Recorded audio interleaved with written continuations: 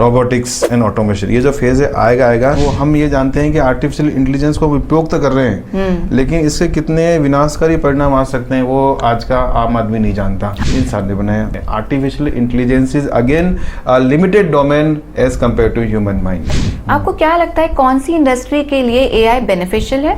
अगर बड़े संदर्भ में बात करें तो मेजर जो है सबसे बड़ा है कि हेल्थ कंसर्न। और मिसयूज सबसे ज्यादा कौन सी इंडस्ट्री कर रही है? मिसयूज अभी जो सबसे ज्यादा कर रही है वो भी हमारी ड्रग इंडस्ट्री कर रही है। अच्छा। और एजुकेशन इंडस्ट्री में ज्यादा मिसयूज हो रहा है। क्योंकि आप आज के हमारे गेस्ट हैं तो हमें इतना सा तो एक बेनिफिट हो ही सकता है। Actually book is concern about industry 4.0। जैसे डेवलपमेंट डोमेन के अंदर इंडस्ट्री 4.0 का लास्ट सेक्शन कह सकते हो चल रहा है। मैच्योरिटी टाइम इंडस्ट्री 4.0 चल रहा है। एक पोएट, एक मोटिवेशनल स्पीकर और एक राइटर, ये जो सफर रहा उसमें फर्स्टली एआई का क्या योगदान है भी या नहीं? एक्चुअल में 12 किताबें तो मैं टेक्निकल में लिख चुका हूँ ऑलरेडी। अच्छा, तो मेरी मेनी बुक्स। हाँ। और छोटे छोटे आर्टिकल्स मैंने कई लिखे हैं। वहाँ पे जो मैगजीन्स हैं वहाँ पे मैं हिंदी के अंदर टेक्नोलॉजी को लिखता हूँ।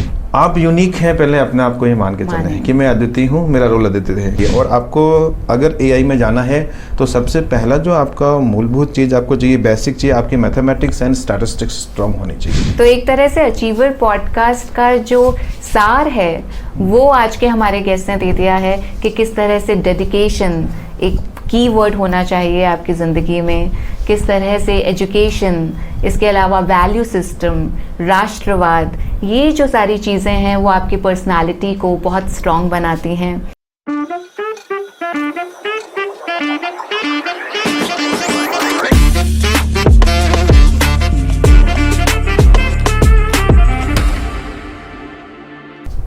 Welcome to the yet another episode of the podcast achiever. Achiever क्या होता है? नहीं, डिक्शनरी डेफिनेशन नहीं। मान लीजिए 4 रास्ते हैं, उन 4 रास्तों में एक इंसान गया पहले रास्ते पे, हार मिली लेकिन उसने हौसला नहीं हारा, उम्मीद नहीं छोड़ी। दूसरे रास्ते पे उसे अनुभव हुआ, तीसरे रास्ते पे फिर उसको लगा कि नहीं, सफलता नहीं मिल रही, लेकिन फिर भी उसने उड़ान भरी। और चौथे रास्ते पे जब उसे मंजिल मिल गई, वो होता है अचीवर व्यक्तित्व का इंसान। ऐसे ही अचीवर आज हमारे साथ हैं। उनका नाम है doctor Sanjay Gaur, professor and HOD, computer science engineering department, JECRC university. इसके अलावा वो वहाँ का AI डिपार्टमेंट भी संभाल रहे हैं। उन्हें राष्ट्रपति रोवर अवार्ड से सम्मानित किया गया है। नेशनल साइंस एग्जीबिशन जो हुई थी देहरादून में, उसमें उन्होंने राजस्थान को रिप्रेजेंट किया था और आज वो हमारे साथ हैं, हमारे आज के अचीवर हैं। Thank you so much for coming to this podcast. आपका बहुत बहुत स्वागत है। अच्छा, सबसे पहला क्वेश्चन तो यही है कि आपकी जो जर्नी है वो कहाँ से AI से जुड़ गई? मैं बताना चाहूँगी, मैं मूलतः जो मैं हूँ विज्ञान का विद्यार्थी रहा था। अच्छा। और धीरे धीरे मैं अपनी जब टीचिंग फील्ड में आया तो धीरे धीरे विज्ञान से मैं इंजीनियरिंग के फील्ड की तरफ आता गया और धीरे धीरे जैसे मैं कंप्यूटर विज्ञान का विद्यार्थी हूँ और आर्टिफिशियल इंटेलिजेंस कंप्यूटर विज्ञान की ही एक शाखा है। बिल्कुल। तो धीरे धीरे हम जैसे जैसे इसकी डेप्थ में बढ़ते गए, आगे सब्जेक्ट को पढ़ते गए, तो वैसे वैसे हम आर्टिफिशियल इंटेलिजेंस की तरफ बढ़ते गए। और अगर मैं आपको बताऊं कि आर्टिफिशियल इंटेलिजेंस का अगर बड़ा ऑरा की बात करें तो आर्टिफिशियल इंटेलिजेंस के अंदर डेटा साइंस है, मशीन लर्निंग है और डीप लर्निंग है। तो मशीन लर्निंग, डीप लर्निंग और data science, you can say also data mining, इनका एक क्लस्टर बनाया जाए तो जो बड़ा वाला कैप्शन निकलेगा उसको हम आर्टिफिशियल इंटेलिजेंस कह देंगे। अच्छा, तो ये तो आपने बिल्कुल होलसम 360 डिग्री इसका व्यू पॉइंट दे दिया। बिल्कुल व्यू पॉइंट दिया। हाँ, और इसी व्यू पॉइंट में जब मैंने डेटा साइंस कहा है, डेटा साइंस को अगर थोड़ा सा पीछे ले जाए तो उसका नाम डेटा माइनिंग है। Okay. और मैंने अपनी 2012 के अंदर अपनी PhD जब सुखाड़ा यूनिवर्सिटी से कंप्लीट की थी तो मैं डेटा माइनिंग के अंदर मेरी PhD थी। अच्छा। तो आप समझ सकते हैं कि AI का एक हिस्सा मैंने पकड़ लिया था। Okay. और वहीं से आगे चलते चलते मेरा इंटरेस्ट बढ़ता गया और मैं AI की तरफ बढ़ता गया। और मैं आपको बताऊं कि 2001-2 के अंदर मेरी एक किताब industry 4.0 artificial intelligence and data science issues and challenges, ये पब्लिश हुई है USA Taylor and Francis publication USA। तो आप AI को इतना करीब से जानते हैं, तो ऐसी कौन सी ऐसी बातें हैं AI की जो एक एवरेज इंसान नहीं जानता लेकिन सिर्फ आप जानते हैं? मैं ये कह सकता हूँ कि ऐसा तो मैं नहीं कह सकता कि मैं जो जानता हूँ वो लोग नहीं जानते, लेकिन आपका प्रश्न ठीक है यहाँ पे कि एक आम आदमी नहीं जानता जी। तो मैं आम आदमी के मन में एआई को लेकर बड़ी उत्सुकता है। उसको लगता है कि बहुत बड़ा कोई ऐसा ब्लंडर सा है, कोई बहुत बड़ा जेंट सा कुछ ऐसा एआई है। तो मैं सीधा सा कहना चाहूँगा एआई में ऐसा कुछ नहीं है। एक आम आदमी अगर जो सोचता है तो मैं उसकी सोच से बताता हूँ कि जैसे एआई का मतलब आर्टिफिशियल इंटेलिजेंस, हिंदी में कहूँ तो कृत्रिम बुद्धिमत्ता। अच्छा। यानी इंसान जैसा सोचता है, जैसा करता है, वो अपने दिमाग से करता है। अगर यही सारा काम, सारा कार्य मशीन स्वतः करने लग जाए बिना किसी ह्यूमन इंटरेक्शन के, तो ये आर्टिफिशियल इंटेलिजेंस कहलाती है। तो ये तो बहुत डराने वाली बात नहीं है कि जो इंसान का दिमाग होता है वही तो एक ऐसी चीज होती है जो हर किसी के पास नहीं होती। मतलब एनिमल्स के पास या दूसरे क्रीचर्स के पास नहीं होती। और वही चीज एक प्राण वाला इंसान भी नहीं, आई मीन वो प्राणी भी नहीं है, क्रीचर भी नहीं है, और उसके पास दिमाग है। तो ये तो बहुत डराने वाली बात है, आपको नहीं लगता? डराने वाली बात है। आर्टिफिशियल इंटेलिजेंस में वो बात जो आम इंसान नहीं जानता है, वो हम ये जानते हैं कि आर्टिफिशियल इंटेलिजेंस को उपयोग तो कर रहे हैं, लेकिन इससे कितने विनाशकारी परिणाम आ सकते हैं वो आज का आम आदमी नहीं जानता। हम यूज़ कर रहे हैं। जैसे आज के डेट में रिसर्च में लोगों ने चैट जीपीटी को यूज़ कर लिया है, लेकिन वो उससे अपना काम तेजी से तो कर रहे हैं, स्पीड से कर रहे हैं, लेकिन वो काम कितना सही है, कितना गलत है, और उससे उनके जो डेवलपमेंट था रिसर्च का वो कितना पीछे चला गया, ये वो बच्चे नहीं जान पा रहे हैं। 4-5 प्रोस्पेक्ट्स थे जो वो सोच सकते थे, व्यू पॉइंट्स नए नए आ सकते थे, वो नहीं आए क्योंकि एआई ने फटाफट आपको बता दिया कि ये 2 रास्ते हैं, इन पे चले जाइए, आपको मंजिल मिल जाएगी। और वो मंजिल सही है गलत वो भी पता नहीं है, वो भी नहीं पता है। तो जो हमारा विकास होना चाहिए, आज के जो ह्यूमन का विकास होना चाहिए, विद्यार्थी का विकास होना चाहिए, या किसी संस्था में कोई व्यक्ति कार्य कर रहा है, या कोई रिसर्चर काम कर रहा है, या कोई प्रोडक्ट डेवलप कर रहा है, उसमें उसको जितना अपना ब्रेन लगाना चाहिए, जितना डेवलपमेंट करना चाहिए, वो नहीं कर पा रहा है क्योंकि वो काम मशीन कर रही है। और मैं आपको बता दूं कि मशीन जो भी करती है ना, मशीन कितनी भी पावरफुल क्यों नहीं हो जाए, वो इंसान के दिमाग से ताकतवर किसी कीमत पे नहीं हो सकती, क्योंकि इंसान ने तो बनाया। इंसान ने बनाया। Artificial intelligence is again limited domain as compare to human mind. Right. फिर खतरा क्यों है? खतरा इसलिए है कि उसका जो गलत एंगल है, गलत रास्ता चला जाता है। जैसे मैंने एक रिसर्च में बताया, आज के बच्चों में रिसर्च पीएचडी कर रहे हैं, रिसर्च नहीं कर पा रहे, रिसर्च का दिमाग डेवलप नहीं हुआ। उन्होंने सिर्फ कंटेंट लिख लिए, बना बनाया कोई चीज़ था, उसको परम्यूटेशन कंप्यूटेशन का रिजल्ट निकाल के दे दिया, रिसर्च नहीं कर पाई। एक एग्जांपल मैं सीधा सा बता दूं कि आपने शायद वो रोबोट मूवी देखी होगी, उसमें चिट्टी का कैरेक्टर देखा होगा आपने? बिल्कुल बिल्कुल। वो चिट्टी का कैरेक्टर लास्ट में कितना डिस्ट्रक्टिव हुआ था। वो अपने जिसने उसे बनाया था उसी के अगेंस्ट हो गया। बिल्कुल। तो जब ये एआई मानवीय भावनाओं के साथ, मानवीय संवेदनाओं के साथ आएगी, तो हमारे समाज की रचना को बिल्कुल नष्ट करके रख देगी। आएगी? क्या आपको लगता है आएगी? आएगी, लेकिन अभी मैं बताऊं कि जैसे भारत सरकार है और कई और गवर्नमेंट है, ये आर्टिफिशियल इंटेलिजेंस को रेस्ट्रिक्टेड एरिया में करे, कुछ स्वीकृति के साथ ही आने दे रही है। ज़्यादा अच्छा है ये। अच्छा। कि अगर इसको कुछ प्रतिबंधों के साथ में, कुछ लिमिटेड एरिया के साथ में, कुछ पॉलिसी बना के इनको अगर उपयोग किया जाए, तो मुझे लगता है ये बेहतर रहेगा, मानवता को बचाने के लिए बेहतर रहेगा।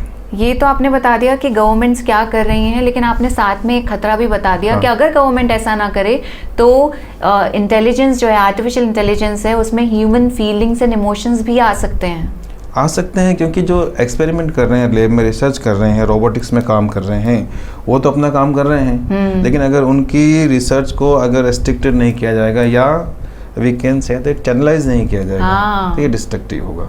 बहुत सिंपल सी बात है। किसी भी चीज़ के जो अति होती है ना, वो हमेशा नुकसानदेह होती है। अगर इसको हमने नियंत्रित रूप से प्रयोग में लिया, उपयोग में लिया, तो ये मानवता में सृजन करेगी, डेवलपमेंट करेगी, विकास करेगी, हमारे कार्यों को और अच्छा शेप देने की कोशिश करेगी, हमारी जो मानवीय श्रम है कम करेगी, डेवलपमेंट करेगी, विकास करेगी। लेकिन अगर इसको नियंत्रित नहीं रखा तो ये विनाश भी करेगी। राइट। उसे टूल की तरह यूज करना है, मास्टर नहीं बनने देना। एग्जैक्टली। टूल की तरह यूज करो, टेक्नोलॉजी को यूज करो, उसको अपने ऊपर हावी न होने दो। हावी नहीं होने दो। अच्छा, what are the ethical concerns जो अभी इतना ज्यादा एआई जो है वो ह्यूमन इंटेलिजेंस या फिर कहें कि ह्यूमन इमोशंस को टैप नहीं कर पाई है, तभी भी कुछ एथिकल कंसर्न्स हैं। What are those? दो एथिकल कंसर्न्स यही है कि हमारी जो लिमिटेशंस है एआई के साथ में, जो हमारी ट्रांसपेरेंसी है, वो अभी तक नहीं आई है एथिकल के साथ में, कि what exactly we have to do. अच्छा।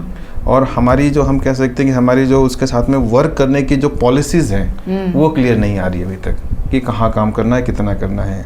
अभी अपने अपने एरिया में लोग काम किए जा रहे हैं, अच्छा। लेकिन एक ग्लोबल यूनिट में नहीं आ रहे हैं। ओके। कितना क्या एथिक्स हमें इसका फॉलो करना चाहिए, किस लेवल पे से यूटिलाइज करना चाहिए, किस चैनल से करना चाहिए, ये नहीं है। Some people are biased about the utilisation of AI. How we have to stop the biasness of the people regarding the utilization of AI, that is very important concern. Transparency with the is very concern. Governance with the AI is very much concern. तो अगर हम इन सब की बात करेंगे तो ज़रूरी है कि हमारे को इसका एथिकल कंसर्न लेना पड़ेगा। अच्छा, आपकी बुक तो हमने नहीं पढ़ी है जी, लेकिन आपकी बुक को बहुत सारे अभी जितने भी व्यूअर्स हैं पॉडकास्ट के, उन्होंने भी नहीं पढ़ा है। लेकिन क्योंकि आप आज के हमारे गेस्ट हैं तो हमें इतना सा तो एक बेनिफिट हो ही सकता है कि आप अपनी बुक का जिस्ट समरी अगर आप हमारे व्यूअर्स को बता सकें तो। Actually book is concern about industry 4.0। अभी जो हमारा जो टाइम चला डेवलपमेंट डोमेन है, जैसे 2G 3G 4G आया हुआ है, वैसे डेवलपमेंट डोमेन के अंदर इंडस्ट्री 4.0 का लास्ट सेक्शन कह सकते हो चल रहा है। मैच्योरिटी टाइम इंडस्ट्री 4.0 चल रहा है। नेक्स्ट फेज जो हमारा आएगा उसको हम सोसाइटी 5.0 के नाम से जानेंगे। अच्छा। क्योंकि अब हम जो भी डेवलपमेंट हमारा हो रहा है इंडस्ट्रियल एरिया में, इंडस्ट्री 4.0, और उसके अंदर एक पार्ट है कि हमने इंडस्ट्री 4.0 में आर्टिफिशियल इंटेलिजेंस का रोल क्या है। अच्छा। आर्टिफिशियल इंटेलिजेंस ने कौन कौन से एरिया को टच किया है। अगर हम इंडियन कॉन्टेक्स्ट की बात करते हैं तो स्पेशली उसने हेल्थ केयर को बहुत टच किया है। हाँ। उसने ट्रांसपोर्टेशन मैनेजमेंट को बहुत टच किया है। उसने हमारे एग्रीकल्चर के अंदर सप्लाई चेन मैनेजमेंट को बहुत टच किया है। हमारे एजुकेशन सिस्टम के अंदर बहुत टच किया है। चैट जीपीटी के बाद में GPT-4 को बहुत टच किया है। और उसने मल्टी मॉडल ट्रांसफॉर्मेशन को बहुत टच किया है, जैसे कि आपके साथ में टेक्स्ट के साथ में मल्टीमीडिया, ऑडियो, वीडियो, इमेज, उनको मर्जिंग करना किस तरह से किया जाए, ये सारा पार्ट टच किया है। और फिर कहेंगे उसके सब सेक्शन हैं एआई के, like deep learning, machine learning, इनके ऊपर रिसर्च को मर्ज किया है। और मैं आपको बता दूं कि ये बुक जो है इसमें हम 4 जने मेन ऑथर के रूप में हैं। लेकिन ये this is the gist of 45 to 50 professors. अच्छा। उनकी रिसर्च का जिस्ट है जो हमने इसके अंदर निकाला है। क्या बात है। तो ये बुक पढ़ने के बाद तो लोग AI इंटेलिजेंस, AII हाँ डेफिनेटली AI का इंटेलिजेंस आ जाएगा। AI का इंटेलिजेंस आएगा and they become very much clear about the picture of the AI in respect of industry 4.0। Society के रेफरेंस में है, लेकिन इंडस्ट्री का सिनेरियो ये ज़्यादा आपके सामने रख रही है कि इंडस्ट्री में किस तरह से आर्टिफिशियल इंटेलिजेंस को लेके आना है। अच्छा, आपने इतनी सारी इंडस्ट्रीज के बारे में बात की कि AI सबको इम्पैक्ट कर रही है। आपको क्या लगता है कौन सी इंडस्ट्री के लिए AI बेनिफिशियल है और कौन सी इंडस्ट्री के लिए AI has not prove to be beneficial? मैं कह सकता हूँ कि बेनिफिशियल जैसे इस प्रकृति के अंदर कोई भी वनस्पति बेकार नहीं है कार्य के लिए, ऐसा है ही नहीं सकता, कहीं ना कहीं रोल है उसका। तो AI का भी आज की दुनिया में सभी जगहों पर कहीं ना कहीं इसका रोल है। अगर बड़े संदर्भ में बात करें तो मेजर जो है सबसे बड़ा है कि हेल्थ साइंस के जैसे मिलता है कि हेल्थ साइंस के अंदर, हेल्थ साइंस से कोई भी सेक्शन ले लो, हेल्थ केयर के अंदर आज AI का बहुत बड़ा रोल चल रहा है। मेडिसिन प्रिस्क्रिप्शन करने से लेके ऑपरेशन थिएटर तक और डायग्नोस करने तक सारी चीज़ें AI के थ्रू हो रही हैं। तो AI particular human being, particular person के साथ में उसकी डायग्नोसिंग कर रहा है। और हमारे साथ पहले क्या होता था कि हम बीमारी के अनुसार डायग्नोस करते थे, अब हम क्या कर रहे हैं, ह्यूमन सेंट्रिक होकर डायग्नोस कर रहे हैं। तो ये ज़्यादा बेनिफिशियल है। पहले प्रिस्क्रिप्शन जो दिया जाता था या जो ऑनलाइन मेडिसिन की बात हो रही है, ह्यूमन सेंट्रिक होकर आपको क्या प्रॉब्लम है, आपकी प्रॉब्लम के अकॉर्डिंग मेडिकल दिया रही है। तो ये ज़्यादा बेनिफिशियल है कि अगर आप जो चीज़ नहीं भी बता पा रहे हैं उसको भी सेंट्रिक करके वो आपको हेल्प दे रहा है। अच्छा। एग्रीकल्चर के अंदर, इंडिया के अंदर बहुत ज़्यादा, इंडिया से बाहर भी AI बहुत ज़्यादा अपना रोल प्ले कर रहा है। और इवन आपकी एजुकेशन सिस्टम के अंदर AI का बहुत बड़ा रोल है। इंडिविजुअल क्या पढ़ना चाहता है, कैसे पढ़ना, तो उसके सपोर्टिंग टूल्स एंड टेक्नोलॉजी बहुत सारी आ रही है। प्रोडक्शन के अंदर आ रही है, IoT के साथ आ रही है, सेंसर के साथ आ रही है। आपकी जो स्मार्ट सिटी आ रही है उनका बेस IoT है, लेकिन उसके पीछे बैकग्राउंड बेस आर्टिफिशियल इंटेलिजेंस है। मीन्स ये कि ऐसी कोई इंडस्ट्री नहीं है, प्रोडक्शन से ले लें आप, चाहे आप ट्रांसपोर्टेशन ले लें, चाहे ऑफ एग्रीकल्चर ले लें, चाहे हेल्थ केयर ले लें, चाहे एजुकेशन इंडस्ट्री ले लें, even any one kind of industry, artificial intelligence का रोल वहाँ पर है। और मिसयूज सबसे ज़्यादा कौन सी इंडस्ट्री कर रही है? मिसयूज अभी जो सब ज़्यादा कर रही है वो भी हमारी ड्रग इंडस्ट्री कर रही है। अच्छा। और एजुकेशन इंडस्ट्री में ज़्यादा मिसयूज हो रहा है। फिलहाल तो एजुकेशन इंडस्ट्री में बहुत ज़्यादा हो रहा है। हाँ, लेकिन मैं ड्रग वाला नहीं समझी, वो कैसे हो रहा है?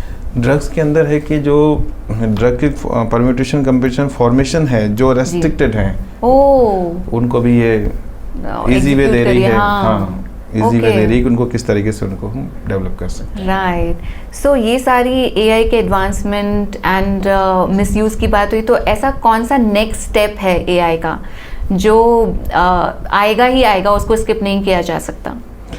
नेक्स्ट स्टेप जो उसका आएगा कि मैं समझता हूँ तो बेस्ट स्टेप और नेक्स्ट स्टेप जो होना चाहिए वो रोबोटिक्स में होना चाहिए। अच्छा। रोबोटिक्स है जो आएगा और आएगा ही आएगा, क्योंकि रोबोटिक्स का मतलब लोगों के दिमाग में सिर्फ एक होता है कि एक ह्यूमन काइंड की एक स्ट्रक्चर है जो चल रहा है, दौड़ रहा है, और ये मेरे दिमाग में भी यही है, हम लोग एवरेज ह्यूमन बीइंग्स हैं, हम आर्टिफिशियल इंटेलिजेंस के ज्ञाता नहीं तो वो है। रोबोटिक्स का एक फेज है केवल। अच्छा। और वो बहुत पुराना फेज है, 40-50 साल पुराना फेज है कि एक आदमी जैसे कोई आकृति है वो चल रही है। जी जी जी।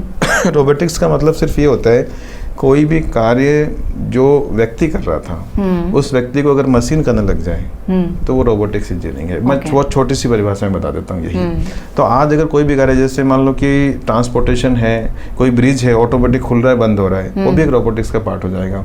जितने भी काम में जो मैनुअल होते थे उनको आप मशीन से ऑटोमाइज कर दो, वो सारे के सारे पार्ट रोबोटिक्स ही हैं। अच्छा। वहाँ पे कोई मानवीय आकृति की जरूरत नहीं है। ओह गॉड। अच्छा। रोबोटिक्स का मतलब सिर्फ वास्ट फील्ड है। वास्ट फील्ड है। जहाँ भी ह्यूमन एरर, ह्यूमन इंटरेक्शन से वर्क हो रहा था, उस वर्क को आपने मशीन फॉर्म में चेंज कर दिया, उसको मशीन करने लग गई है। अब वो रोबोट है, जरूरी नहीं उसको कि एक फेस की शक्ल दें, मास्क लगाएं, ये लगाएंगे एक्सेट्रा। तो ये तो जॉब सारी ले लेगी। जॉब ले लेगी। ये जो ऑटोमेशन फेज आ रहा है ना, जिसको हम ऑटोमेशन कह रहे हैं, वो एआई कारण ही आ रहा है। हाँ। मतलब जो आएगा ही आएगा, that is automation. Okay. Robotics and automation, ये जो फेज है आएगा आएगा, and this is actual phase जो हमें चाहिए। अच्छा। एआई से जाओ ह्यूमन एफर्ट्स कम करेगा। अब ह्यूमन एफर्ट्स कम करेगा तो लोग कहते हैं कि जॉब जाएगी, नहीं जाएगी भाई। अच्छा। उसको कंट्रोल करने के लिए एक्सपर्ट चाहिए होंगे वापस से। ओके। तो वहाँ पे जो, और कुछ ऐसे एरिया रेस्ट्रिक्टेड है जहाँ ह्यूमन अब तक काम नहीं कर पाता था, पहाड़ों में, बर्फ के अंदर, समुद्र के अंदर जी जी नहीं कर पाते थे। बड़े बड़े टनल नहीं बन पाते थे। ये मशीनें क्या है, सारी रोबोट हैं ये सारी मशीनें। आज जो हमने जम्मू कश्मीर में 15 किलोमीटर लंबी टनल बनाई है, सदियों से सोच रहे थे कब बनाए, लेकिन अब मशीन लगी और उन्होंने 2-3 साल में बना के तैयार कर दिया। उसके सेफ्टी मेजर, उसके फीडबैक सारे वापस से मेजर कर लेते हैं। That is the actual use of AI. Right. Robotics ये यूज है, इसको we can say this is the positive use of robotics and AI. और मैं भी ये कह रहा हूँ कि जब तक हम इसके सकारात्मक पहलुओं पर ध्यान देंगे, ये मानवता का विकास करेगी। क्या बात है। तो बहुत सारे ऐसे स्टूडेंट्स हैं जो अभी हमें देख रहे हैं, तो उन स्टूडेंट्स को आप क्या बोलेंगे कि उन्हें कौन सा कोर्स करना चाहिए, उन्हें एआई लर्न करने के लिए उनका नेक्स्ट स्टेप कौन सा होना चाहिए, वो एआई को ऐसे करीब से कैसे जाने? तो साथियों और विद्यार्थियों, मैं आपसे एक चीज़ कहना चाहूँगा कि आज के समय में जो हमारे देश के लिए जो आवश्यक है, एआई पढ़ लो, चाहे मेडिकल साइंस पढ़ लो, कुछ भी पढ़ लो, चाहे साहित्य पढ़ लो, कि बच्चों आज के समय में हमें 3 चीज़ों पे मूलभूत कार्य करना है। पहला है हमारा शिक्षा, हमें शिक्षित होना है। अगर विश्व के पटल पे हमें भारत देश को आगे ले जाना है तो हमें शिक्षित होना पड़ेगा, और जितनी भी शिक्षा हम ग्रहण कर सकते हैं आप करिए, तो शिक्षित बनिए पहले। तो मेरा मैसेज हमेशा रहता है कि शिक्षा, संस्कार और राष्ट्रवाद, ये 3 मूलभूत तत्व हैं जो आज के युवा में, आज के विद्यार्थी में आवश्यक रूप से होने चाहिए। अच्छा, वापस एआई पर आए तो क्या एआई के कारण आपको नहीं लगता वैल्यू सिस्टम थोड़ा सा कमजोर होता जा रहा है? जैसे कि अब बात कर लीजिए रिसर्च की ही, तो विदाउट एथिक्स जो भी आ रहा है and you are telling your guide कि भाई नहीं ये तो मेरा ओरिजिनल वर्क है, और फिर बहुत सारे ब्लैक चेक्स होते हैं, पता चलता है कि नहीं वो तो सारा पूरा एआई ने दिया है। ऑब्वियसली तो वैल्यूज कम हो ही रही। हाँ। वैल्यूज कम हो रही। मैं ऐसा नहीं कहता कि आप आर्टिफिशियल इंटेलिजेंस के टूल को यूज मत करो, चैट जीपीटी को यूज मत करो, GPT-4 को यूज मत करो, करिए। वो बहुत जल्दी से आपको आपके प्रश्नों का हल निकाल के देती है, लेकिन उसको जैसा है वैसा मत परोसिए। राइट। उसको पढ़िए, समझिए, समझ के अपना एक सिस्टम जो है, आपकी सोच और सूझबूझ है, उसको विकसित कीजिए। आपका नजरिया डेवलप करिए, समझिए, फिर उसको वापस से अपने शब्दों में लिखिए। ओके। और मैं जरूर कहूँगा आर्टिफिशियल इंटेलिजेंस का टूल को यूज़ करो, चैट जीपीटी को यूज़ करो। आपको अगर एआई के क्षेत्र में आगे बढ़ना है तो कंप्यूटर साइंस के एक स्पेशल ब्रांच है ये एआई, इस क्षेत्र में आगे बढ़िए। और आपको अगर एआई में जाना है तो सबसे पहला जो आपका मूलभूत चीज़ आपको चाहिए, बेसिक चाहिए, आपकी मैथमेटिक्स एंड स्टैटिस्टिक्स स्ट्रॉन्ग होनी चाहिए। अच्छा। अगर आपकी मैथमेटिक्स स्ट्रॉन्ग नहीं है, आपकी स्टैटिस्टिक्स स्ट्रॉन्ग नहीं है, तो you can not survive in the field of AI. अच्छा। बिकॉज एआई के जो मेजर सेक्शन है उसमें एब्स्ट्रैक्ट अलजेब्रा, अच्छा। जो होती है वो मेन होती है। एल्गोरिथम्स आपको बहुत अच्छे से आनी चाहिए, एल्गोरिथम मैनेज करनी आनी चाहिए। एल्गोरिथम में सिंटेक्स और सिमेंटिक्स बहुत प्रॉपर तरीके से आपको मैनेज करनी आनी चाहिए। स्टैटिस्टिकल मैथमेटिक्स आपको प्रॉपर तरीके से आनी चाहिए। Correlation, regression, classification, decision tree, ये सब उसके पार्ट हैं। अगर आप इनको ढंग से नहीं कर पाएंगे तो आप आर्टिफिशियल इंटेलिजेंस में सर्वाइव नहीं कर पाएंगे। फिर आपको चाहिए कि आपको मशीन लर्निंग की समझ होनी चाहिए। If you are able enough to understand the machine learning, how we can taught the machine, then you can stand in the artificial intelligence. Even उसके बाद में अगली स्टेप में आपको डीप लर्निंग आनी चाहिए। अच्छा। डेटा साइंस का बहुत सारा सेक्शन आपको आना चाहिए। तो बेसिकली मैथमेटिक्स, स्टैटिस्टिक्स आपको आनी चाहिए, लॉजिक, रीजनिंग आपको आनी चाहिए, आपको उसके बाद में मशीन लर्निंग आनी चाहिए। मशीन लर्निंग के बाद में आपको डीप लर्निंग और data science, Python programming, R programming, ये सारी लैंग्वेजेस है जो आपको आनी चाहिए। अगर आप वाकई में आर्टिफिशियल इंटेलिजेंस के साथ एआई के साथ काम करना चाहते हैं, जो मैंने कहा है कि these are the basic ingredients for the artificial intelligence, अगर ये है आपकी थाली में तब तो आपकी भूख एआई की पूरी हो सकती है, शांत हो सकती है, वरना नहीं हो सकती है। राइट। तो आपने एक रास्ता तो बता दिया स्टूडेंट्स को जाने का, लेकिन मैं आपका रास्ता पूछना चाह रही थी कि आप कैसे computer engineering, computer science engineering से फिर डेटा माइनिंग में पीएचडी और फिर एआई और फिर उसके बाद एक पोएट, एक मोटिवेशनल स्पीकर और एक राइटर। सो ये जो सफ़र रहा उसमें फर्स्टली एआई का क्या योगदान है भी या नहीं, और दूसरी चीज़ आपको क्या मोटिवेट करता है, एक मोटिवेशनल स्पीकर को क्या मोटिवेट करता है? देखो एआई का योगदान, जैसा मैंने कहा कि मैंने अपनी कंप्यूटर साइंस जब मैंने पूरी करी और पीएचडी की तरफ जब मैं आगे बढ़ा तो मेरी पीएचडी डेटा माइनिंग की थी। तो डेटा माइनिंग के अंदर जो मैंने बेसिक मैथमेटिक्स और स्टैटिस्टिक्स को यूज़ किया, तो यहाँ से जब मैंने कंप्लीट करके आगे बढ़ा तो ये वो रास्ता था कि जैसे मैंने आर्टिफिशियल इंटेलिजेंस है, तो आर्टिफिशियल इंटेलिजेंस कोई एक सिंगल पॉइंट ऑफ कॉन्टेक्ट नहीं है, वो एक बहुत सारी चीज़ों का अमलगम है, मिक्सचर है। तो मैं डेटा माइनिंग के थ्रू उसके अंदर एंट्री तो कर चुका था। जी। तो मेरी जो पीएचडी थी ड्यूल डिपार्टमेंट थी, कंप्यूटर साइंस विद मैथमेटिक्स। तो यहाँ से मेरा इंटरेस्ट डेवलप हो गया। यहाँ से मेरा आर्टिफिशियल इंटेलिजेंस पर आर्टिफिशियल वैल्यूज जनरेट करना, आर्टिफिशियल इंटेलिजेंस के थ्रू वैल्यूज जनरेट करना, ये सारा मेरा इंटरेस्ट हुआ और धीरे धीरे मेरा काम इसकी तरफ आगे बढ़ता गया। कोविड के अंदर जैसे आपने कहा था कि ये जो राइटिंग और ये क्या था कि देखो एक्चुअल में 12 किताबें तो मैं टेक्निकल में लिख चुका हूँ ऑलरेडी। अच्छा। तो मेरी many books। हाँ। और छोटे छोटे आर्टिकल्स मैंने कई लिखे हैं। अच्छा। और मैं बेसिकली जैसे मेरा home town Rajsamand district Udaipur है। अच्छा। कार्य क्षेत्र जयपुर जरूर है, लेकिन वहाँ पे जो मैगजीन्स हैं वहाँ पे मैं हिंदी के अंदर टेक्नोलॉजी को लिखता हूँ। अच्छा, बहुत कम राइटर्स हैं जो हिंदी में टेक्नोलॉजी को लिखते हैं। मैं टेक्नोलॉजी को पढ़ता हूँ, अंग्रेजी में बड़ी बड़ी मैगजीन से पढ़ता हूँ, रिसर्च पेपर से पढ़ता हूँ, फिर उनको मैं हिंदी में कन्वर्ट करता हूँ, हिंदी में आर्टिकल्स लिखता हूँ उनके। वो इसलिए लिखता हूँ कि जो आम आदमी है वो समझ सके आर्टिफिशियल इंटेलिजेंस क्या है, टेक्नोलॉजी क्या है। मैंने पॉल्यूशन पे बहुत सारी लिखी और अदर जैसे कंटेम्प्रेरी इश्यूज होते हैं उनके ऊपर मैं अपने आर्टिकल लिखता हूँ। मेरा ये सोचना है कि अगर हमने किसी टेक्नोलॉजी को जाना है, समझा है, तो वो आम आदमी तक जो पढ़ा लिखा नहीं है लेकिन हिंदी भाषा को समझता है, तो वो हिंदी में उसको पढ़ के उस टेक्नोलॉजी को समझ पाए, ताकि वो टेक्नोलॉजी उससे कॉम्प्लेक्स ना लगे। टेक्नोलॉजी का जो आसान स्वरूप होता है ना, वो दिया जाना चाहिए। बिल्कुल। और आप इससे राष्ट्रवाद की तरफ एक कदम भी बढ़ा रहे हैं। बिल्कुल, मैं कहता हूँ हाँ, अगर आप अपने लोगों को शिक्षित कर पा रहे हो, शिक्षा दे पा रहे हो, समझा पा रहे हो किसी टेक्नोलॉजी को, तो एज ए टेक्नोक्रेट आपका रोल पूरा हो गया जी। तो कोविड के अंदर जब हुआ तो कोविड में लेखन कला और तेजी से उभर गई, क्योंकि हम अपने कमरों में बंद हो गए, तो हमारा ऑनलाइन मीडिया शुरू हो गया और हमने अपनी प्रतिभा जो दबी थी, जो कंप्यूटर साइंस, इंजीनियरिंग और मैनेजमेंट के अंदर जाके क्लास में, तो हमने अपनी जो लेखन और साहित्य वाली थी उसको हमने पूरा उभारने की कोशिश करी। और पाठकों का, साहित्यकारों का आशीर्वाद है कि उन्होंने मुझे हाथों पे हथेली पे रखा। क्या बात है। और मुझे उतना सम्मान दिया। प्रतिभा को हमेशा सम्मान मिलता है। आपने इतनी सारी टेक्नोलॉजी की बुक्स लिखी हैं, आपने जीवन दर्शन पर बुक्स या फिर आर्टिकल्स या stories, I would say poetry भी लिखी है, आप मोटिवेशनल स्पीकर भी हैं। अगर आपने इतने सारे फील्ड्स में, जब आपने एक फील्ड से दूसरे फील्ड पर जो यात्रा की, अगर आपसे पूछा जाए कि आपके दिल का रास्ता कौन सा है, आपको सबसे ज़्यादा मज़ा किस में आया, या एक कंटेंटमेंट, संतुष्टि, आत्मसंतुष्टि किस में मिली, तो वो कौन सा होगा? मुझे देखो संतुष्टि जो मिलती है मंच पे मिलती है। मंच पे, क्या बात है। जब मैं किसी स्टेज पे होता हूँ, चाहे वो टेक्निकल लेक्चर का मंच हो, चाहे वो जनरल स्पीच का हो, चाहे मुझे पोइट्री सुनानी होती है या कोई और भी किसी एक्सप्रेशन, हाँ, जब आप एक्सप्रेस करते हैं अपनी बात एक्सप्रेस करता हूँ, मुझे अच्छा लगता है।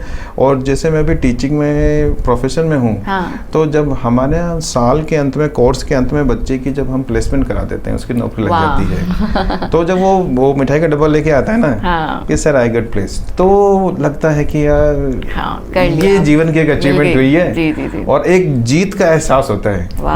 और या फिर कभी ऐसा होता है कि कोई बच्चा रास्ते से भटका होता है और उसको हम डांटते हैं और उसको समझाते हैं, और वो समझ के अपने रास्ते को पकड़ लेता है, चला जाता है, और वापस जब उस रास्ते पर सफल हो जाता है ना, और कभी आके मिलता है कि सर उस दिन जरूर आपने डांटा था लेकिन आज मैं सही रास्ते पर हूँ, तो एक जीत का एहसास होता है। तो लगता है कि हाँ, क्योंकि क्या होता है कि जो शिक्षक है ना, ये शिक्षक के हाथ में समाज की रचना है। और अगर शिक्षक को ना कभी धन के बारे में और पैसों के बारे में नहीं सोचना चाहिए, क्योंकि ये अगर आप इस फील्ड में आए हो ना, तो अगर आप बाई चॉइस आए हो, तब तो आपको समाज की रचना करनी पड़ेगी। क्योंकि ये बड़े बड़े इतिहास में भी देखा है हमने कि शिक्षक ने समाज को उथल पुथल करके रख दिया है, समाज की रचना, सृजन, अच्छा समाज शिक्षक को दिया है। तो ये जिम्मेदारी कहीं न कहीं से हमारे कंधों पे होती है। किताब पढ़ाने हमारी जिम्मेदारी नहीं है, वैल्यूज देना, संस्कार देना, व्यक्तित्व बनाना, पर्सनैलिटी बनाना। किताब थोड़ी पीछे भी कर दें तो कोई बात नहीं, लेकिन व्यक्तित्व बना दें। बिल्कुल। और व्यक्तित्व को पैरों पे खड़े होना सिखा दें, वो अपने घर का चूल्हा चला सकता हो ना, तो यहाँ तक हमारा रोल बहुत महत्वपूर्ण होता है। और फिर राष्ट्रवाद जो मैंने कहा है, वो शिक्षक की गोद में पलता है फिर से। सही ये बहुत आवश्यकता है। शिक्षक का जो व्यक्तित्व है वो दिखता है स्टूडेंट में। अगर स्टूडेंट ने अच्छा खासा समय विद वैल्यूज शिक्षक के साथ गुजारा है तो बिल्कुल दिखता है। वो कहते हैं कि शिक्षक का अक्षर विद्यार्थी में उतरता है। अच्छा, अगर ये पूछा जाए कि आपकी पूरी जर्नी को समराइज करने वाला वो एक शब्द कौन सा होगा, तो वो एक शब्द कौन सा होगा? Dedication towards work. Wow, dedication towards. और मैं वर्क में मानता हूँ कि अगर आप जीवन में किसी भी कार्य में अपना समर्पण देते हैं, आपको सफलता जरूर मिलेगी। और इतनी सारी जो सफलताओं की एक लड़ी सी लगी हुई है आपकी ज़िंदगी में, चाहे वो कहानी लेखक के तौर पर हो या कवि के तौर पर हो या मोटिवेशनल स्पीकर या राइटर, इन सारी चीज़ों में आपको क्या लगता है कि कोई एक पल है जिसको आप चेंज करना चाहेंगे अपनी पूरी ज़िंदगी के, या फिर सब टाइम पे होता गया, सही होता गया? मुझे लगता है कि मुझे जहाँ पे आना था उसके लिए सारे घटनाक्रम सही हैं। अच्छा। और जहाँ तक है कि सारे पल सही हैं, लेकिन फिर भी अगर मैं कहूँ कोई घटनाक्रम और चेंज करना चाहूँ, तो मैं अपना घटनाक्रम चेंज करना चाहूँगा कि थोड़ी सी जो प्राइमरी एजुकेशन थी वो रूरल एरिया के अंदर हुई थी। अच्छा। अगर वो थोड़ा सा शहरी एरिया में या क्षेत्र में आती तो शायद विकास की दर और ऊपर हो सकती है। और गति भी शायद बढ़ जाती। लेकिन मैं कहना चाहता हूँ कि आपको जो जीवन में मिला, आपका जो कंपटीशन होता है ना, वो खुद से होता है। तो दूसरों से कंपटीशन करेंगे तो काम नहीं चलेगा। तो मेरा अगर प्रतिद्वंदी कोई है तो मेरा प्रतिद्वंदी डॉक्टर संजय गौड़ है। तो मैं उसी से अपनी कंपटीशन करता हूँ। मेरे 6 महीने के टारगेट होते हैं कि 6 महीने में मुझे कहाँ पहुँचना है। तो चलिए, हम यही पूछना चाह रहे थे कि ऐसा कैसे हम एक स्टेप से दूसरे स्टेप तक पहुंचे। जैसे आपने कहा 6 महीने का टारगेट, क्या करना चाहिए स्टूडेंट्स को और लोगों को भी जो हमें देख रहे हैं कि ज़िंदगी में आगे बढ़ने के लिए? जैसे कि अगर मैं अपने बारे में बात करूं तो I do not have any very strong goals. तो मुझे ऐसा लगता ही नहीं है that what do I look forward to. So क्या होना चाहिए, किस तरह का रास्ता बनना चाहिए जो हमारे दिमाग में होना चाहिए और फिर हम चलना चालू कर दें? पहली बात तो मैं कहूँ कि कभी किसी से प्रतिस्पर्धा न करें। अच्छा। क्योंकि प्रतिस्पर्धा करने से आप में हीन भावनाएं पैदा हो जाती है। कॉम्प्लेक्सेस ज़्यादा जो आपको ही नुकसान देते हैं। आप यूनिक हैं, पहले अपने आप को ही मान के चलें कि मैं अद्वितीय हूँ, मेरा रोल अद्वितीय है। कोई आपसे ऊंचा है नीचा है उससे कोई फर्क नहीं पड़ता है कि आप जहाँ हैं, आप जहाँ पर हैं, और उसके साथ में अपने काम के साथ में आपको खुश होना चाहिए। अपने अंदर शांति का एहसास करना चाहिए कि मैं शाम को अगर घर पे रात में सोने जा रहा हूँ तो मेरे पास अगर मेरे दिमाग में शांति है और मैं खुश हूँ अपने परिवार में, अपने लोगों के साथ में, तो आपने पूरा युद्ध जीत लिया है। ये बहुत ज़रूरी है। किस ऊंचाई पर हो, किस नीचाई पर हो, ये मैटर नहीं है। आपका अपने आप में खुश रहना और अपनी शांति को मेंटेन करना बहुत ज़रूरी है। और रही आगे बढ़ने की बात, तो देखो बच्चे अगर क्लास पढ़ रहे हैं तो 12वीं तो एग्ज़ाम तो 1 साल बाद ही होगा। हाँ। डिग्री तो अपने 4 साल में ही ख़त्म होगी। हाँ। ये तो रेस आप दौड़ के आगे जा नहीं सकते। बिल्कुल। लेकिन इसके साथ एक रेस होती है जो कहता है व्यक्तित्व विकास की रेस, आप में स्किल डेवलपमेंट की रेस और अपना कम्युनिकेशन स्किल बढ़ाने की रेस, ये तो आपके हाथ में है। हाँ। तो आप इस समय, इस दौरान अपने 6 महीने के लिए, 5 महीने के लिए, साल भर के लिए अपने एक गोल तय करो। जी। और गोल भी कैसे तय करने, आपको अचीवेबल गोल, इतना बड़ा गोल मत बना लो कि जो अचीव नहीं हो सकता साल भर में। और आप पहले ही हार मान लो। आप पहले ही हार मान लो। छोटा सा गोल बनाओ और वो गोल 3 महीने में, 6 महीने में निश्चित रूप से अचीव किया जा सकता है और इसको लोगों ने अचीव कर रखा हो पहले से। हाँ। तो आपको लगेगा ये एग्जाम्पल भी हैं और मैं अचीव भी कर सकता हूँ।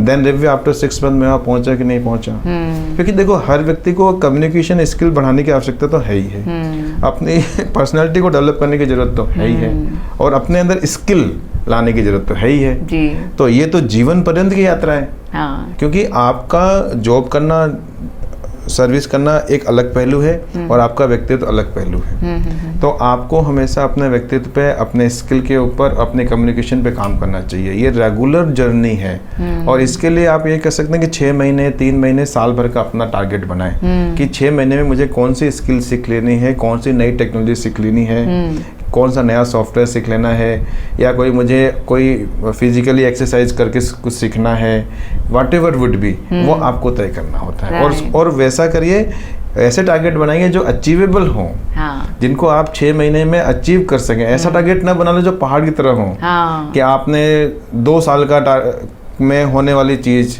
आपने उसको 3 महीने में अचीव करने का टारगेट बनाया तो आप छोड़ देंगे, हार जाएंगे। अचीव करने के लिए टारगेट वैसे ही बनाएं जो उस समय में अचीव किए जा सकते हैं, और जैसे आपका मनोबल बढ़ेगा और जैसे से आप जीतेंगे, उस टारगेट को अचीव करेंगे, आप में अगले टारगेट को और तेजी से अचीव करने की हिम्मत आएगी। राइट। और ये मैंने अपनी जिंदगी में देखा है और मैंने इसको किया है। अच्छा। मैं छोटे छोटे टारगेट बनाता हूँ। अच्छा। और मेरा कॉम्पिटिशन खुद से ही होता है डॉक्टर संजय गोड से, उसका एवल्यूएटर कोई और नहीं है। मैंने तय किया है मुझे पहुंचना है, उसकी जांच मैं खुद करूंगा कि मैं वहां तक पहुंचा या नहीं पहुंचा। किसी और से कंपटीशन नहीं है, किसी और से कंपटीशन करना भी नहीं चाहिए आपको। जी जी। क्योंकि उससे आप अवसाद ग्रसित होते हैं। हाँ। तो कंपटीशन नहीं करना है। अपने गोल तय करो, अपने गोल को अचीव करो, अपने व्यक्तित्व का विकास करो, अपनी कम्युनिकेशन स्किल का विकास करो। कम्युनिकेशन स्किल का मतलब सिर्फ बोलना ही नहीं आ गया, उसमें लिखना भी आ गया, बाकी चीजें भी आ गई। संप्रेषण क्षमता का विकास करो, चाहे वो वर्बल हो, चाहे ओरल हो, चाहे पिक्चोरियल हो, चाहे वर्ड से, टेक्स्ट से है, चाहे आपको एक्टिंग करके किसी चीज को आगे बता रहे हो। जी जी। तो ये सब चीज अपने अंदर डालिए, देखिए ये सब करिए, आप अपने आप को बहुत खुश महसूस करेंगे। जैसे ये अचीव होंगे ना, आप बड़ा खुश महसूस करेंगे। आपको लगेगा कि आपने कुछ किया है। आपने कुछ किया है। नौकरी कर रहे हैं, सर्विस कर रहे हैं, पढ़ाई कर रहे हैं, वो एक फिक्स पार्ट है। हाँ। उसको चलने दीजिए। उसके अलावा आप अपने डेवलपमेंट को देखिए, वो बहुत आवश्यक है। स्किल, पर्सनैलिटी एंड कम्युनिकेशन, ये 3 इंपॉर्टेंट पार्ट है। अब आपके लिए क्वेश्चंस की लड़ी है मेरे पास जी। तो आपके हीरो? मेरे हीरो अमिताभ बच्चन, शाहरुख खान। मतलब जो सबके हीरो हैं वही आपके हीरो हैं? मेरे हीरो हैं। लेकिन अगर आप रियल वर्ल्ड की बात करें तो रियल वर्ल्ड में मेरे जो प्रेरणा के स्रोत हैं वो हैं स्वामी विवेकानंद, क्या बात है, और मदर टेरेसा, और एक शख्स जिसको मैंने अपने आंख से देखा है वो है अब्दुल कलाम जी। क्या बात, माय रोल मॉडल। क्या बात है। आपका फेवरेट पास टाइम? मेरा फेवरेट पास टाइम यह है कि मुझे नेचर के साथ रहना बहुत पसंद है। अच्छा। मैंने अब तक भारत के 21 से 22 राज्य घूम लिए हैं। अच्छा। और मुझे पहाड़ों में, नदियों में, झरनों में प्रकृति के साथ बैठना मुझे बहुत अच्छा लगता है। और आज जो मुझे जैसे समय मिलता है मैं प्रकृति की गोद में जाता हूँ। That is my favourite pass time, nature. अच्छा। और सबसे सुंदर राज्य? सुंदर राज्य केरल। अच्छा। केरला। जैसे सबका होता है। हाँ। फेवरेट। अच्छा, आपका favourite moment in your life? मेरे फेवरेट मोमेंट की बात कहें तो मैडम, जब मैं 2003 में राष्ट्रीय विज्ञान प्रदर्शनी में राजस्थान की तरफ से अपना मॉडल लेके वहाँ पे उपस्थित था, तो महामहिम APJ अब्दुल कलाम जी जब वहाँ पे आए और मेरी स्टॉल पर आया, उन्होंने मेरे मॉडल को देखा और आगे हाथ बढ़ा कर मुझसे हैंडशेक किया। क्या बात और हैंडशेक करते हुए ये कहा कि दिस इज द, मेरे मॉडल की तरफ, this is future of the India and that is the biggest moment of the my life. वो महामहिम अब्दुल कलाम जी के साथ हैंडशेक करना, वो मोमेंट मेरी लाइफ का सबसे बेस्ट मोमेंट है, सबसे बड़ा क्षण है, और मैं आज भी उस हैंडशेक को कभी कभी महसूस करता हूँ। क्या बात है। मैं I can feel the goosebumps here. And आपको इस अचीवर पॉडकास्ट में हमारे साथ उपस्थित होकर हमें ऐसा लग रहा है कि दिस इज़ आवर मोमेंट, जब आपने ये वाला इंसिडेंट बताया, सच एन अचीवमेंट। अच्छा, वैसे तो सब्जेक्ट मुझे पता है आपका फेवरेट क्या होगा, लेकिन फिर भी आपका फेवरेट सब्जेक्ट? मेरा फेवरेट सब्जेक्ट, आप कंप्यूटर साइंस बोलने वाले हैं, हाँ। लेकिन मैं बोलूँगा लिटरेचर। अच्छा बहुत इंटरेस्टिंग होता है, हाँ, no doubt। और जब कोई एआई का स्पेशलिस्ट जब लिटरेचर के बारे में बोलता है तो मुझे तो बहुत ही खुशी होती है। मुझे लगता है कि हर व्यक्ति के अंदर लिटरेचर होना चाहिए। अच्छा, अब अगर आपको अपना फर्स्ट नेम चेंज करना हो तो आप क्या रखेंगे? ये बहुत बड़ा कठिन क्वेश्चन है क्योंकि मैंने आज तक कभी सोचा नहीं कि मेरा नाम चेंज हो तो क्या होगा। अच्छा, अब अगर आपका फेवरेट नाम कौन सा है अपने नाम के अलावा? मेरा फेवरेट नाम मुझे कहते, मुझे जय कहते हो अच्छा लगता है मुझे। क्या बात है, जय is like victory itself. Victory, yes yes yes. और आप क्या कलेक्ट करते हैं? आपको क्या कलेक्ट करना, संग्रह करना किसका पसंद है? मैं लोगों की शुभकामनाएं, दुआएं और मित्रताएं इकट्ठी करता हूँ। क्या बात है। आपका फेवरेट वेदर? मेरा फेवरेट वेदर स्प्रिंग है। और आपकी फेवरेट एज, जिस एज में आप रहे हैं या फिर आगे होने वाली? मुझे लगता है कि 17 से लेके जो 27 की उम्र है ये बहुत अच्छी होती है। क्यों? आपके लाइफ में ट्रांजैक्शंस होते हैं, आप सारी कॉम्पिटिटिव एग्जाम ऊर्जा से भरे होते हैं, आपकी लाइफ मोड़ ले रही होती है और आपके साथ सारे पल अच्छे हसीन होते हैं क्योंकि 28 के बाद तो आप एक जिम्मेदारियों के फेज में चले जाते हैं। बचपना भी होता है, जवानी भी होती है। कह सकते हैं कि सारे कलर्स उस एज में होते हैं 17 से 27 के अंदर। अब अगर आप ध्यान से देखिए, सोचिए तो 17 से 27 की उम्र में 1-2 साल ऊपर नीचे कर लीजिए, सारे कलर्स आपकी लाइफ में होते हैं। कहीं कहीं बच्चे भी होते हैं आप छोटे से। हाँ हाँ बिल्कुल। और बड़े भी हो रहे होते हैं बिल्कुल। तो लोग आपको बहुत ज़्यादा प्यार भी कर रहे होते हैं और फिर आप प्यार करना भी सीख रहे होते हैं उस उम्र के अंदर। बिल्कुल। अच्छा, सबसे स्टूपिडेस्ट थिंग जो आपने करी हो? मैंने जो सबसे बेवकूफ़ाना चीज़ें करी है एक ही बतानी है? लोगों में भरोसा बहुत किया मैंने। हाँ, वो तो सभी करते हैं। हाँ। तभी आप सीखते हैं। हाँ तो लेकिन मैं कहता हूँ कोई बात नहीं, लोग आपको बेवकूफ़ कहें, बन जाइए, पर भरोसा कीजिए और एक्सपीरियंस भी लीजिए। एक्सपीरियंस लीजिए। राइट। अच्छा, आपका फेवरेट डेजर्ट, खाना, मीठा? मेरा जो खाना, सिंपल फूड की बात करेंगे तो सिंपल फूड है मेरा राइस एंड दाल। अच्छा, और मीठा? मीठा मेरा बंगाली मिठाई जो होती है ना, रसगुल्ला। और आपका फेवरेट इंसान आपकी पर्सनल ज़िंदगी में जिनको आप जानते हैं? मेरे फेवरेट इंसान पर्सनल ज़िंदगी में एक नहीं है। अच्छा। मेरे गुरु जो रहे हैं, मेरे जो ट्रेनर रहे हैं, मैं उनका बहुत थैंकफुल हूँ। अच्छा। कि उन्होंने शेप किया मुझे। आपने म्यूज़िक भी सीखा है? म्यूज़िक सीखा नहीं है, ऐसे बस। अच्छा, रूबरू हुए हैं? रूबरू में संगीत मुझे बहुत पसंद है जी। अच्छा, लास्ट क्वेश्चन कि अगर आपको कोई एनिमल बनना हो तो कौन सा एनिमल बनना चाहेंगे? मैं बनना चाहूँ कि मुझे लॉयन बना दो। जो ब्यूटीफुल है, हाँ। जो माइटी है, स्ट्रॉन्ग है, और उससे बड़ा तो कोई है ही नहीं, जंगल का राजा। वर्तमान राशि सिंह है तो मैं एक बार शेर बनना चाहूँगा। क्या बात है। तो एक तरह से अचीवर पॉडकास्ट का जो सार है वो आज के हमारे गेस्ट ने दे दिया है कि किस तरह से डेडिकेशन एक कीवर्ड होना चाहिए आपकी ज़िंदगी में, किस तरह से एजुकेशन, इसके अलावा वैल्यू सिस्टम, राष्ट्रवाद, ये जो सारी चीज़ें हैं वो आपकी पर्सनालिटी को बहुत स्ट्रॉन्ग बनाती हैं।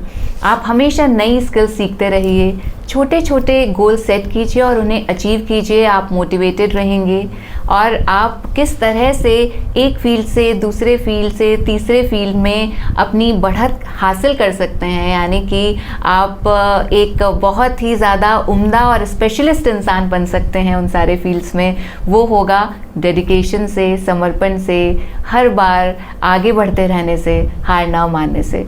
Thank you so much sir हमारे इस पॉडकास्ट का हिस्सा बनने के लिए और हमें एआई के बारे में कि एआई किस तरह से मिसयूज़ नहीं करनी चाहिए, कौन कौन से फील्ड्स में आ रही है, और एक ऐसा भी वक्त आएगा जब एआई हर जगह होगी और एआई का जो ज्ञान है वो हमारे व्यूअर्स के साथ बांटने के लिए। Thank you so much. बहुत बहुत धन्यवाद। मैं आपकी सारी टीम को बधाई और शुभकामनाएं देना चाहता हूँ और अपने दर्शकों को भी शुभकामनाएं देना चाहता हूँ। धन्यवाद।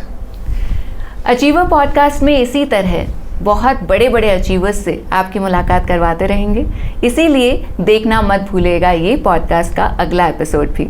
तो बने रहिए हमारे साथ on achievers podcast. Thank you.